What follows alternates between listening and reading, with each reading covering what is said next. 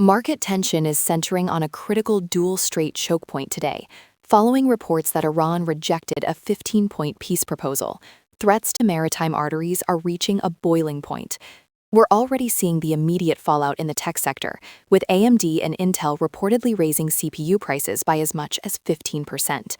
Between this energy-driven liquidity shock and SpaceX's trillion-dollar orbital pivot, the global supply landscape is shifting fast, and the market is struggling to price in the risk. Moving to the macro map, the S&P 500 is struggling for direction as implied correlation jumps to 0.4. That is a level where the usual benefits of diversification start to fade. We are also seeing a major split in the forecasts. While Morgan Stanley expects first quarter earnings to grow by nearly 12%, Moody's now puts the odds of a U.S. recession at 49% over the next 12 months. Outside of the technical data, physical supply lines are starting to crack. The Philippines has officially declared an energy emergency, and fuel rationing is already beginning in parts of Asia. It's a stark reminder that physical shortages are now overriding financial projections. While institutional forecasts are focused on 12% earnings growth, a structural shift is unfolding in the Hormuz energy regime.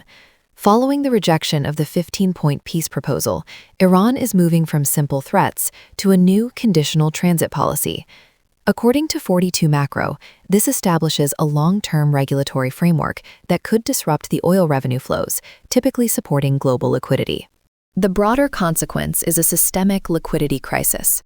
When oil revenues drop, the sovereign wealth funds that support global capital markets tend to pull back, leaving a significant gap in funding.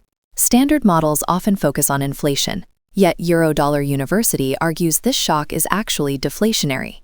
We're seeing the first signs of that dynamic in U.S. labor data, where the latest PMI reported a contraction in employment for the first time in over a year. Turning to the stars, Elon Musk is preparing a massive pivot toward Orbital AI. Investors Business Daily reports that SpaceX is targeting an IPO in June 2026. This follows a merger that valued the combined SpaceX and XAI empire at $1.25 trillion, marking a significant consolidation of Musk's space and artificial intelligence interests. While the timeline is set, new filings reveal a blueprint for an expansive data center network in space using 1 million satellites. This architecture is designed to sidestep the energy and cooling bottlenecks that plague Earth-based AI facilities.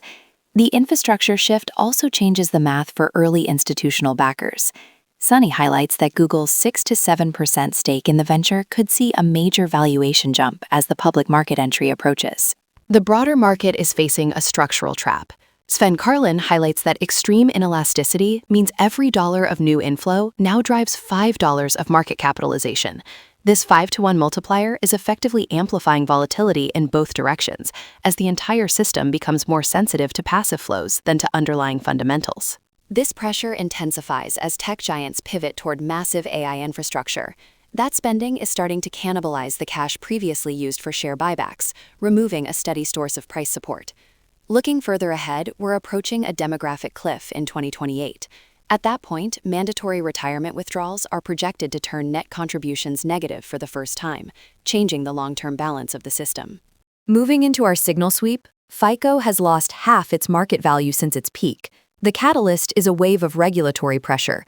Senator Josh Hawley is now probing the firm for monopolistic pricing, just as VantageScore starts chipping away at their market share. Turning to tech margins, Microsoft's quarterly AI spending has reached $37 billion. We're seeing a technical correction there, as cloud revenue growth hasn't yet caught up to that level of investment. In contrast, Meta is signaling a move toward aggressive scaling. The company recently outlined an incentive program built around a goal of reaching a $9 trillion market cap over the next 5 years. To handle high volatility on a smaller budget, SMB Capital points to XSP options as a capital-efficient tool.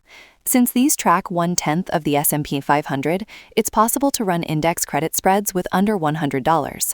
This systematic playbook uses the 20-day moving average as the primary gate for entering trades.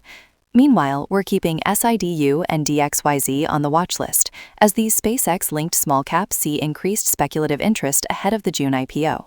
The market is currently balanced between optimistic corporate earnings and the systemic liquidity risks surfacing from the energy shock. We're watching the dollar index closely as it tests 100, alongside any updates on the Iran peace proposal. Check the links in the description for our full source list and analysis, and subscribe for daily updates on the signals defining the tape.